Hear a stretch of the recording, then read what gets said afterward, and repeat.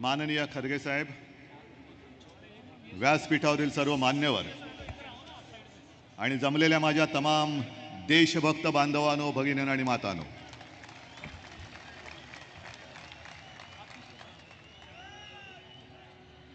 उद्या 5 वाजता प्रचार संपतोय. तसं पाहिलं तर ही निवडणूक प्रचाराची सांगता सभा आहे आणि आपल्या विजयाची नांदी ठरणारी ही विराट जनसभा आहे. आज मुंबईमध्ये 2 सभा होत आहेत. एका बाजूला तुम्ही सगळे आलेला आहात, आपण सगळे आलेलो आहोत, आणि दुसऱ्या बाजूला कोण जमले तुम्हाला कल्पना आहे. सगळे गद्दार आणि भाडोत्री, सगळे बेअकले आणि नकली, अशी असली शिवसेना, असली काँग्रेस, असली राष्ट्रवादी आणि सर्व मित्रपक्ष आहेत, त्यांची ही सभा आहे. तिकडे सगळी भाडोत्री माणसं आहेत. वक्ते भाडोत्री, उमेदवार भाडोत्री, आणि मला असं कळलं की माणसं सुद्धा भाड्याने आणलेत. इकडे एकाने तरी हात वर करून सांगायचं की कोणाला भाडं दिलंय का रे? एक तरी भाडखाऊ आहे. सगळे तिकडे गेलेत. आणि गंमत म्हणजे मी थोडासा रिपोर्ट घेत होतो. आता 4 जूनपर्यंतचे पंतप्रधान नरेंद्र मोदी बोलायला उभे राहिलेत, कारण 4 जून नंतर ते पंतप्रधान नसणार आहेत. हे आपण ठरवलेलं आहे. मी काल मुलाखत देताना एक शब्द वापरला की ज्याप्रमाणे नरेंद्र मोदीजींनी आपल्याला फसवलं होतं, नोटबंदी जाहीर केली, अचानक 8 वाजता उतरले टीव्हीवर आणि सांगितलं, आपल्याला सगळ्यांना वाटलं होतं की काहीतरी चांगलं पंतप्रधान आलेत, काहीतरी चांगलं बोलतील. पण आले आणि सांगितले की तुमच्याकडे ज्या चलनी नोटा आहेत त्या नोटा आज रात्री 12 वाजल्यापासून फक्त कागदाचे तुकडे राहतील. त्यांचं चलनी महत्त्व 12 वाजल्यापासून रद्द करण्यात येत आहे. त्याला डिमॉनिटायझेशन म्हणतात. मग तसंच मोदीजी, तुम्ही आज शिवाजी पार्कवरनं बोलतायत, बोलून घ्या. पंतप्रधान म्हणून शेवटचे मुंबईत आलायत, बोलून घ्या. कारण 4 जूनला संपूर्ण देश डिमोदीनेशन करणार आहे. याचा अर्थ असा की जसं चलनी नोटा फक्त कागदाचे तुकडे राहिले होते, तसं तुम्ही 4 जून नंतर फक्त नरेंद्र मोदी राहाल, देशाचे पंतप्रधान राहणार नाही, कोणत्याही परिस्थितीत राहणार नाही. मला काही वेळेला कीव येते काही लोकांची. काय लोक जमवतात, जणू काही देशातले सगळे प्रश्न संपलेत. महागाई कमी झालेली आहे, सगळ्यांना रोजगार मिळालेला आहे, सगळे खाऊन पिऊन ढेकर देऊन सुस्त पडलेत. अशा एका वातावरणात हे लोक राहत आहेत. चीन तिकडे ढेंगेमध्ये घुसलाय, आडवा तिडवा घुसलाय. तिकडे ना मोदी जायला तयार, ना अमित शहा जायला तयार. पण सगळी फौज भाडोत्री घेऊन संपवायला आज इकडे आलेले आहेत. संपवून बघा. मी आव्हान देतोय, मोदीजी, तुमच्यात हिम्मत असेल तर उद्धव ठाकरेला संपवण्याचा प्रयत्न करून बघा. नाही, हा माझा महाराष्ट्र तुम्हाला महाराष्ट्राच्या मातीत तुमचं राजकारण गाडल्याशिवाय राहणार नाही. कारण इकडे आम्ही तसबिरीचं पूजन केलं. छत्रपती शिवाजी महाराज, शाहू फुले आंबेडकर, हा महाराष्ट्र, हा शाहू फुले आंबेडकरांचा महाराष्ट्र आहे. तो शहा, मोदी आणि अदानीचा महाराष्ट्र आम्ही कदापि होऊ देणार नाही. तुम्ही किती प्रयत्न करा, तुम्ही किती डोकी आपटा, डोकी फुटतील, पण माझा मर्द मराठा जो हिम्मतवान आहे तो एक सुद्धा फुटणार नाही. आणि तुमच्याकडे तुम्ही सगळे गद्दार घेतायत, घ्या. उलट काही वेळेला एक गोष्ट बरी असते, जो निसर्गाचा नियम आहे. ऋतू येतात, ऋतू बदलतात, पानं उगवतात, पानं सडतात, आणि सडलेली पानं ही झडलीच पाहिजेत. ती जोपर्यंत झडत नाहीत तोपर्यंत नवीन अंकुर फुटत नाहीत. आज सगळे सडलेली पानं मी माझ्या शिवसेना वृक्षाने टाकून दिलेली आहेत. ती तुमच्या कचरा गोळा करणाऱ्या गाडीवाल्यांनी गोळा करून तुमच्या गळ्यात घातलेली आहेत. भारतीय जनता पक्ष हा कचरा गोळा करणारा पक्ष झालेला आहे. कचरा गोळा करणारा पक्ष, कचरा जमाव पक्ष. भाडोत्री तर आहेच, भाकड आहेच, भेकड आहेच आणि कमळाबाई तर आहेच आहे. पण ही पहिली निवडणूक अशी आहे की या वेळेला नरेंद्र मोदींना त्यांच्या प्रचाराची दिशा सापडत नाहीये. त्यांना एक असा उन्माद चढला होता की ही देशातली जनता आपण काही केलं तरी ऐकेल. 400 पारचा नारा दिला होता. पण आपण काय दिला नारा? अबकी बार भाजपा तडीपार. आणि हा नारा दिल्यानंतर ते चिडीचूप झाले. मग घराणेशाहीचा मुद्दा काढला. त्यांना असं वाटलं होतं की घराणेशाहीचा मुद्दा काढला तर उद्धव ठाकरे गप्प बसेल. अहो मोदीजी, तुम्ही कोणत्या घराण्याचे मला माहिती नाही. तुमच्या घराण्यावरती कसले कोणाचे संस्कार आहेत मला कल्पना नाही. मी एवढ्यासाठी म्हणतोय कारण माझं घराणं ज्या मातीत जन्माला आलं त्या मातीमध्ये छत्रपती शिवाजी महाराज जन्माला आले आणि तुम्ही ज्या मातीत जन्माला आलात त्या मातीमध्ये औरंगजेब जन्माला आला. आणि आज तुम्ही जे काय संपूर्ण गल्लीबोळं फिरताय महाराष्ट्रामध्ये, मुंबईची गल्लीबोळं धुंडळतायत तुम्ही, औरंगजेब सुद्धा छत्रपती शिवाजी महाराजांच्या निधनानंतर 27 वर्ष हिंदवी स्वराज्य काबीज करण्यासाठी आग्रा सोडून महाराष्ट्रामध्ये आला. 27 वर्ष महाराष्ट्राशी झुंजला, पण पुन्हा त्यांनी आग्रा बघू शकला नाही. महाराष्ट्राने त्याला इकडेच मूठमाती दिली. आज तुम्ही काय म्हणून मतं मागतात महाराष्ट्रासाठी? काय अधिकार आहे? काय केलं तुम्ही महाराष्ट्रासाठी? गेल्या 2 वेळेला महाराष्ट्राने तुमच्यावरती प्रेम केलं. 40 पेक्षा जास्त खासदार मोदीजी तुम्हाला पंतप्रधानपदी बसवण्यासाठी माझ्या महाराष्ट्राने तुम्हाला दिली होते. मी सुद्धा त्याच्यात सामील होतो, ज्याचा मला आज पश्चाताप होतोय. पण तुम्ही पंतप्रधान झाल्यानंतर महाराष्ट्र लुटायला निघालात, मुंबई लुटलीत. हे तुमचे बाळासाहेबांचे विचार. बाळासाहेबांचं नाव घेण्याची तुमची लायकी नाहीये. काय म्हणून घेता तुम्ही नाव? ज्या बाळासाहेबांनी हिंदू हृदय सम्राट, एकतर पहिल्या प्रथम हिंदू हृदय सम्राट हा शब्द नीट उच्चारायला शिका,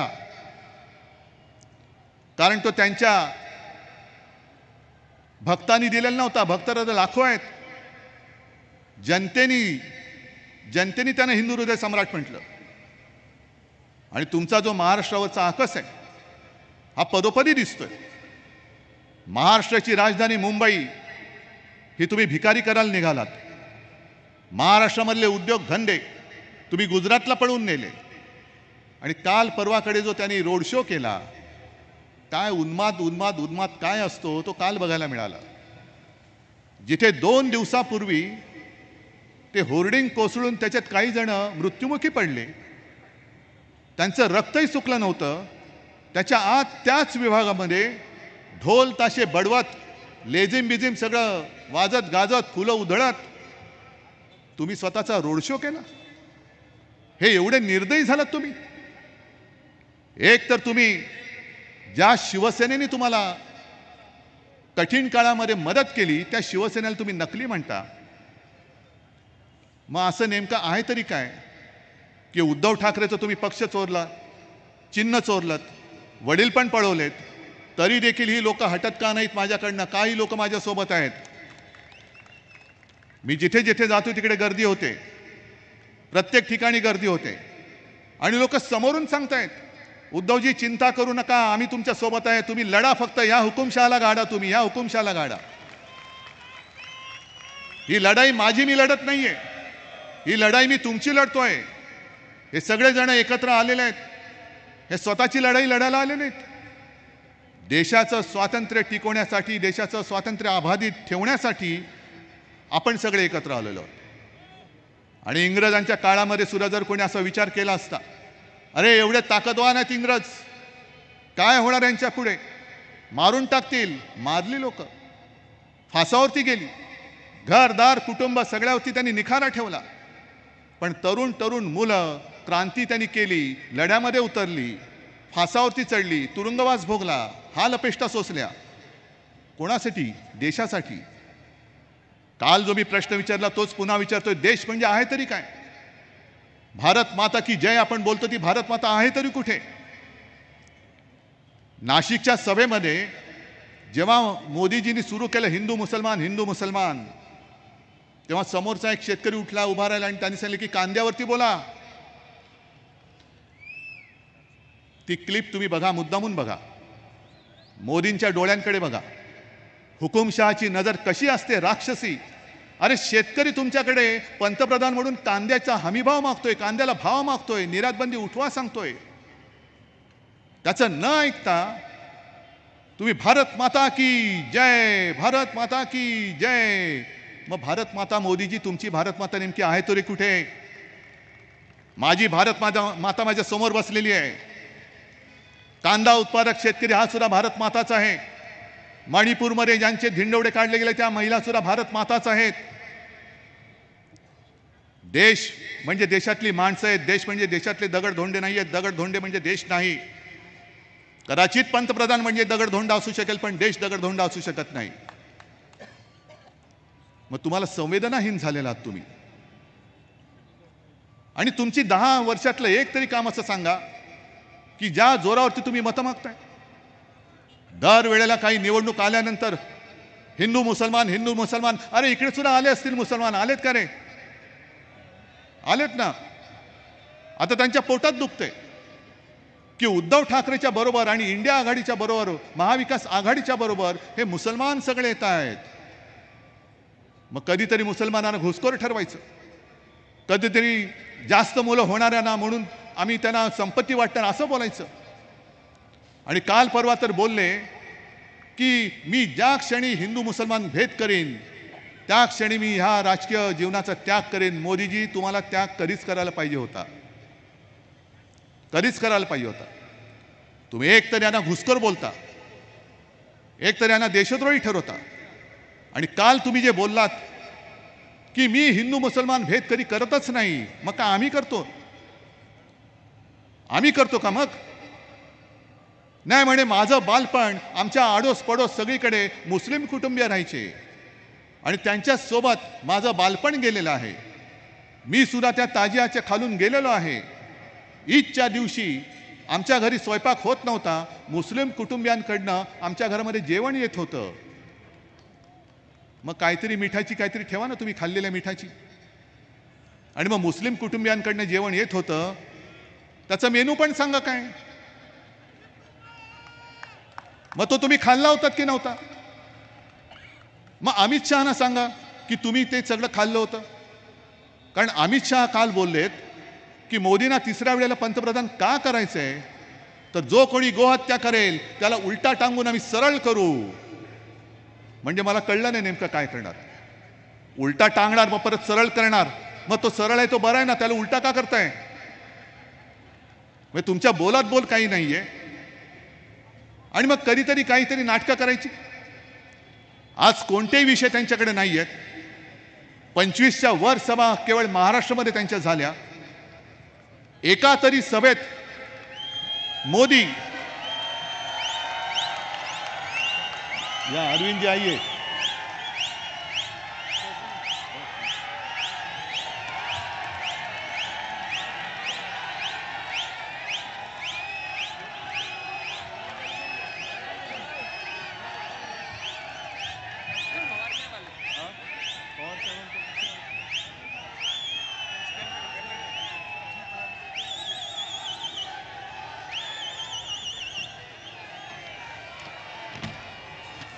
बघा एक एक साथी आपल्याकडे जोडले जात आहेत आणि न घाबरणारे. तुरुंगात गेलो तरी चालेल पण मोदी समोर झुकणार नाही असे म्हणणारे अरविंद केजरीवाल आपल्या सोबत आलेले आहेत. अरविंद जी, मैं थोड़ी देर में मेरी बात पूरी करता हूं. पवार साहेब पण आले, त्यांनाही बोलायचंय, खरगे साहेबांना बोलायचंय. पण फक्त एक दोन गोष्टी सांगतो.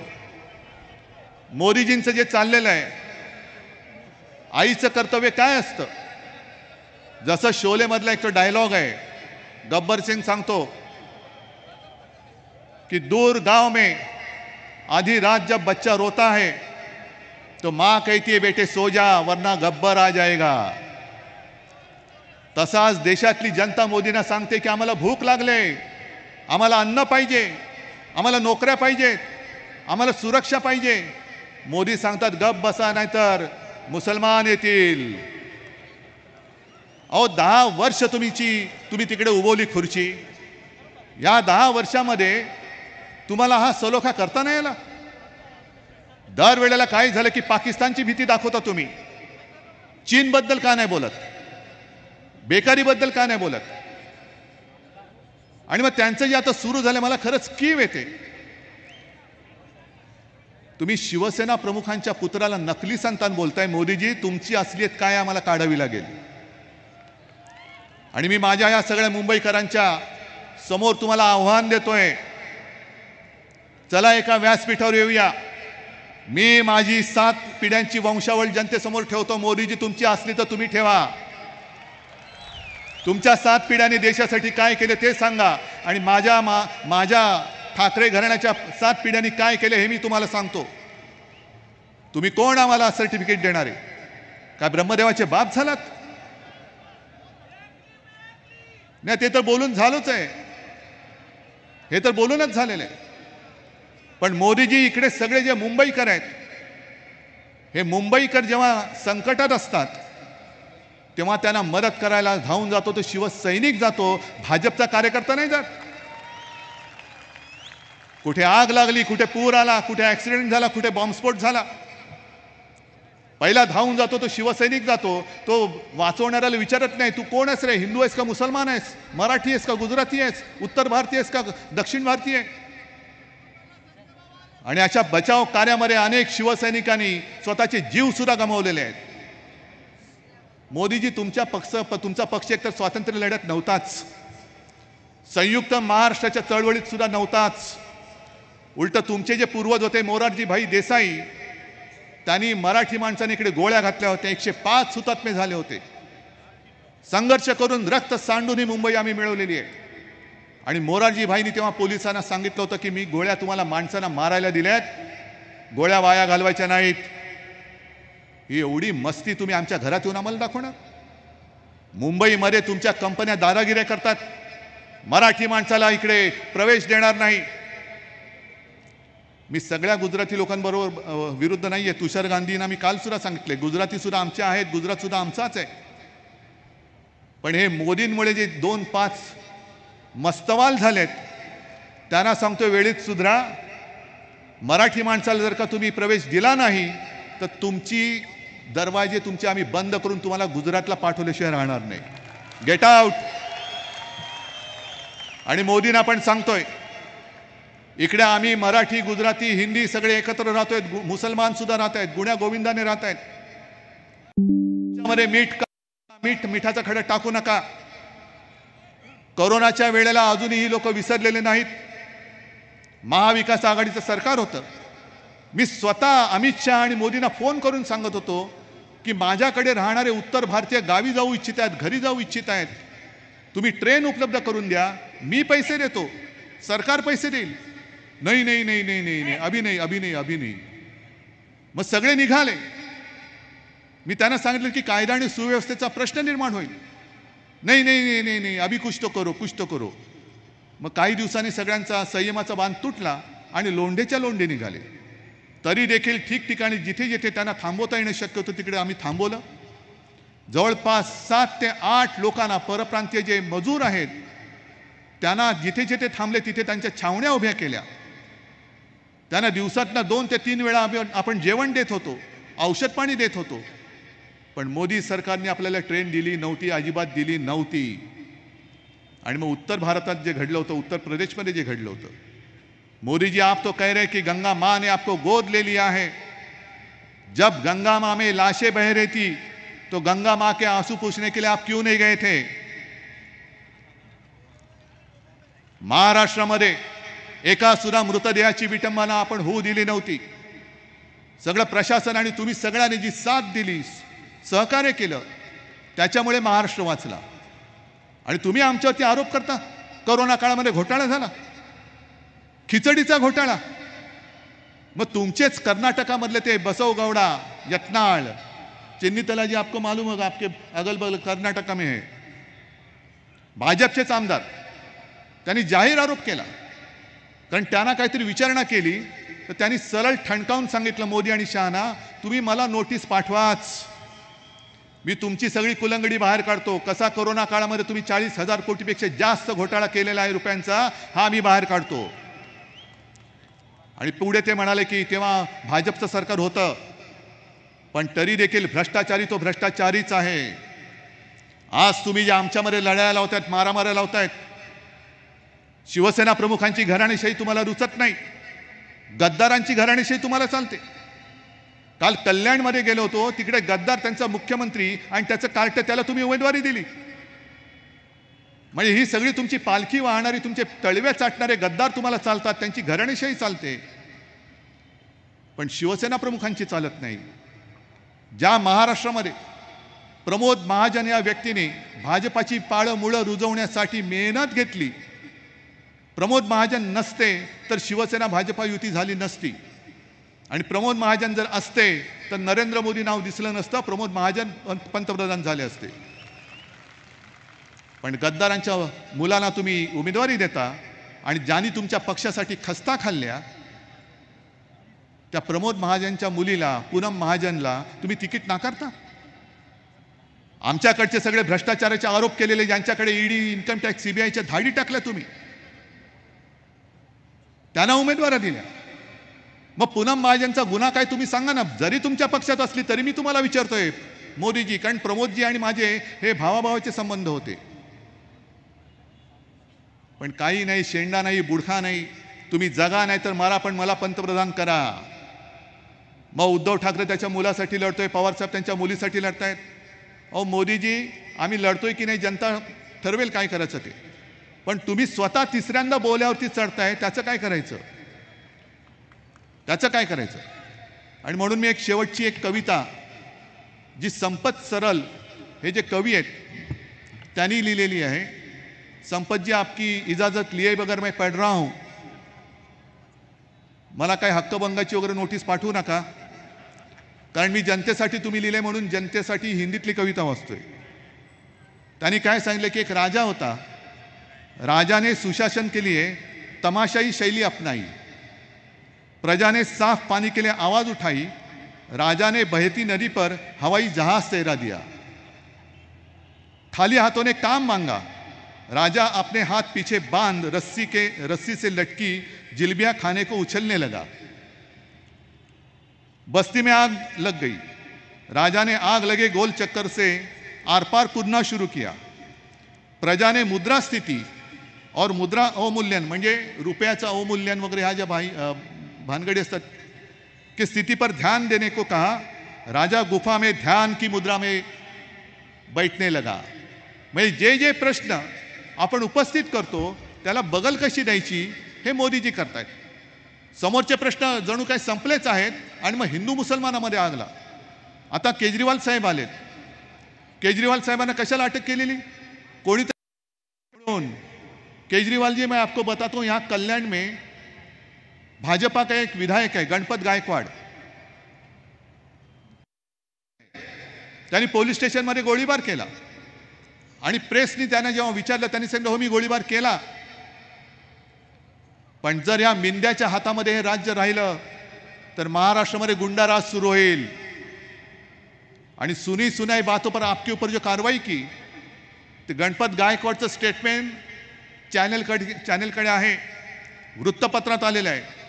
त्यांनी सांगितलं की माझे करोडो रुपये मिंदेकडे आहेत, क्यों नहीं ईडी एकनाथ शिंदे की इंक्वायरी करती, मिंदे की इंक्वायरी क्यों नहीं करते. केवळ तुमच्याकडे आले म्हणजे ही तुमची गॅरंटी की भ्रष्टाचार करा, जेवढं खायचं तेवढं खा, पण खाऊन भाजपात या, आपको कुछ भी नहीं होगा, बाल बाका नहीं होगा, ये मेरी गारंटी है, मोदी जी की गारंटी है. या सगळ्या गॅरंट्या, करंटी गॅरंटी ही आता बस झाली. आजपर्यंत महाराष्ट्राच्या तुम्ही पाठीत वार केला. मी प्रत्येक सभेत सांगतो तेच तुम्हाला सांगतो की हा महाराष्ट्र भोळा आहे, बाभळा आहे, पण हा महाराष्ट्र मूर्ख नाही आहे. महाराष्ट्राला जर का कोणी प्रेमाने आलिंगन दिलं तर महाराष्ट्र सुद्धा प्रेमाने आलिंगन देईल. पण जर कोणी पाठीतवार केला तर महाराष्ट्र वाघ नख काढून कोथळा बाहेर काढल्याशिवाय राहत नाही. आणि महाराष्ट्राने आता वाघ नख बाहेर काढलेली आहे. आणि म्हणूनच ही लढाई आम्ही व्यासपीठावर जमले त्यांची नाही आहे, ही लढाई तुमची आहे. तुम्ही ठरवायला पाहिजे की तुमचं भविष्य काय असणार आहे. तुम्हाला स्वातंत्र्य पाहिजे का गुलामी पाहिजे. तुम्हाला सगळं मोकळं पाहिजे, बोलण्याचा वगैरे अधिकार पाहिजे. तुमचे तुम्ही स्वामी व्हायला पाहिजेत की मोदींचे लाचार व्हायला पाहिजेत, हे तुमचं तुम्हाला ठरवायचं आहे. आणि मला खात्री आहे ज्या तळमळीने मी तुमच्याशी बोलतोय, करोना काळामध्ये जे जे मी बोललो ते तुम्ही ऐकलत. करोना व्हायरसपासून म्हणूनच आपण वाचलो. आता या हुकुमशहाच्या व्हायरसपासून देशाला वाचवण्यासाठी एकच हिम्मत करून फक्त एका बोटाने या हुकुमशहाला गाडून टाका. आणि जिथे जिथे शिवसेनेची मशाल आहे ती मशाल यांच्या बुडाला अशी लावा की पुन्हा हे महाराष्ट्रात येता कामा नयेत.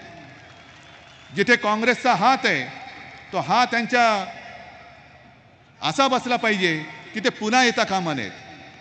आणि तुतारी तर अशी वाजली पाहिजे की यांची भीतीने बोबडी वळली पाहिजे. एकजुटीने हा आपल्या हुकुमशाही विरुद्धचा लढा नुसता लढायचा नाही तर तो आपल्याला जिंकायचा आहे. आणि तो जिंकल्याशिवाय आपण राहणार नाही हा विश्वास व्यक्त करून मी आपली रजा घेतो.